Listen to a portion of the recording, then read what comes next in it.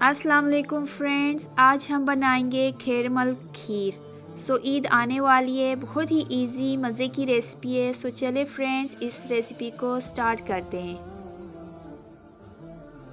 खैरमल खीर बनाने के लिए मैंने हाफ कप राइस लिए थे, जिसे पानी में मैंने सोक करके रखा था ऑलमोस्ट आवर के लिए। इसके बाद फिर मैंने जो हाफ राइस थे इसे हाथों से हल्का सा मैंने मसा लिया था, लेकिन राइस को मैंने मोटा मोटा ही रखा था, बहुत ज़्यादा बारीक पीसा नहीं था।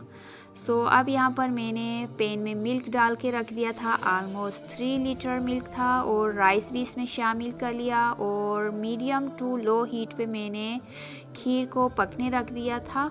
और यहाँ पर मैं चम्मच साथ हिलाती जा रही थी। और अब मैंने थोड़े से मिल्क के अंदर हाफ़ टी स्पून मैंने इलायची पाउडर डाल के अच्छे से मिक्स करके वो भी इसी खीर के अंदर ही मैंने मिक्स कर लिया था। इससे बहुत ही अच्छी खुशबू आती है। अगर ऐसे ही हम पाउडर डालते तो वो बिल्कुल भी खीर के साथ मिक्स नहीं होती, ऐसे गुठलियाँ सी बन जाती है।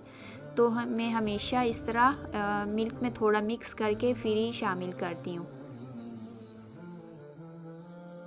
और अब यहाँ पर राइस कुक हो चुके थे अच्छे से। आप देख सकते हैं कि यहाँ पर मैंने चेक कर लिया, राइस बिल्कुल अच्छे से कुक हो चुके थे। अब यहाँ पर मैंने हेवी व्हिपिंग क्रीम 1/4 कप शामिल कर लिया था। हेवी व्हिपिंग क्रीम डालने से जो खीर में बहुत अच्छा सा टेस्ट आता है। अगर आपके पास ना हो तो जो क्रीम होती है वो भी आप शामिल कर सकते हैं, या थोड़ी सी आप बर्फ़ी भी शामिल कर सकते हैं, थोड़ा सा हैंड से ऐसे मसल के, तो बहुत ही अच्छा टेस्ट आ जाता है खीर के अंदर।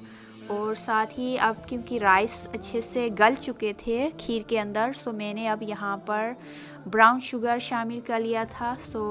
हम क्योंकि ब्राउन शुगर यूज़ करते हैं इसलिए मैंने डाला। अगर आपके पास वाइट शुगर हो तो फिर आप वो शामिल कर लें, हाफ़ कप। ये ब्राउन शुगर इतनी मीठी नहीं होती है, मैंने मज़ीद 2 टेबलस्पून और मैं शामिल कर लिया था। अब मैंने ज़ैफ़रान ले लिया था 1/4 टीस्पून, और इसमें मैंने थोड़ा सा मिल्क शामिल किया और अच्छे से चम्मच से इसे मिक्स करके वो भी मैंने शामिल कर लिया खीर के अंदर। और क्योंकि हमने अभी हेवी व्हिपिंग क्रीम और साथ में शुगर और ये ज़ैफ़रान भी शामिल किया, और अब मज़ीद इसमें एक बहुत ही अच्छा सा टेस्ट लाने के लिए मैंने 2 टेबलस्पून यहाँ ड्राई नीडो मिल्क मैंने लिया था। वो भी मैंने इसी तरह थोड़ा सा मैंने मिल्क ले लिया था 3-4 टेबलस्पून, और इसमें 2 टेबलस्पून मैंने नीडो मिल्क शामिल किया। और ये भी मैं इस तरह अच्छे से मिक्स करके ये भी मैं मिल्क में शामिल कर लूँगी। अगर आपके पास कंडेंस मिल्क हो तो फिर आप ये हेवी व्हिपिंग क्रीम और साथ में आप ये जो नीडो है ये आप स्किप भी कर सकते। मेरे पास कंडेंस मिल्क नहीं था तो मैंने इसलिए ये नीडो मिल्क भी शामिल किया। इस तरह खीर में बहुत ही अच्छा सा टेस्ट आ जाता है। अब हम मज़ीद खीर को थोड़ी देर हम कुक कर लेंगे, क्योंकि हमने अभी फ्रेश हमने मिल्क शामिल किया है। मज़ीद कुक करने से खीर अच्छे से कुक हो जाएगी।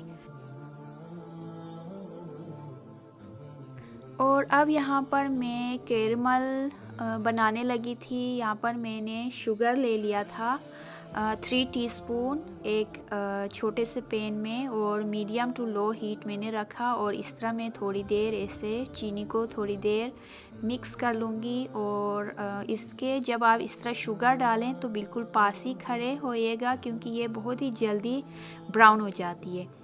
अब मैंने यहाँ पर कैरमल बिल्कुल रेडी था। मैंने इस तरह खीर के ऊपर मैंने जैसे हम तड़का लगाते दाल को, इसी तरह ही हमने इस तरह कैरमल डाल दिया। और स्टोव को मैंने ऑफ़ कर लिया था क्योंकि ये बहुत ही गर्म होता है।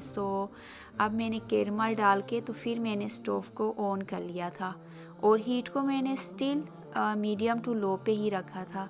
जैसे आप कैरमल डालेंगे तो थोड़ी देर अंदर गुठलियाँ सी बन जाएंगी, लेकिन फिर ये जितना हीट लगेगा और आप चम्मच हिलाते जाएंगे ये अच्छे से मेल्ट हो जाएगी। बस यहाँ पर बहुत ही मज़े की खीर पक रही थी, और मैं इस तरह साइड्स भी मैं साफ़ कर रही थी, क्योंकि जो मलाई होती है खीर के ऊपर ये साइड में लग जाती है।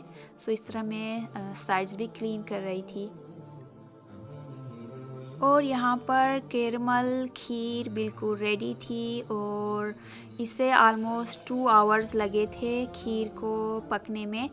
और क्योंकि मैंने मीडियम टू लो हीट पे मैंने कुक किया था और पेंदे पे भी बिल्कुल भी नहीं लगी थी, क्योंकि मैं साथ साथ चम्मच भी हिलाती जा रही थी।